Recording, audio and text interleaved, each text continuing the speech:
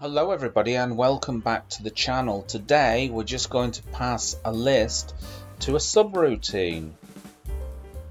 So without further ado, let's create our subroutine. But before we start, make sure you hit that subscribe button.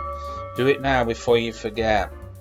Thank you very much for doing that and supporting the channel. Okay, so I'm going to call this subroutine here print list. Okay, so print list. I'm going to create my, let's say, list 1, I'll call it.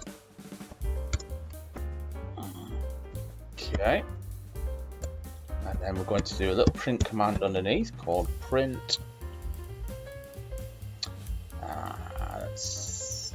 Whoops, what have I done there? Scalar list 1, new line. Okay, now underneath I'm just going to do something random. My scalar A, assign it a random value of 1. Let's say my scalar B, random value of 20 there, and we're going to do my scalar names. I'm just going to, not names, I'm going to say letters. Let's say letters, it's better. It's a little bit shorter, so we're just going to do something like X, Y, and Z. Okay, that's all we're going to do now. And now we're going to call it, and we're going to pass these to it. So we're going to say print list.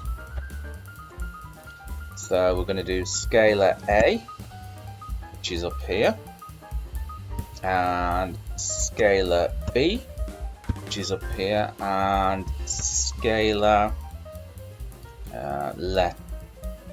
not scalar letters.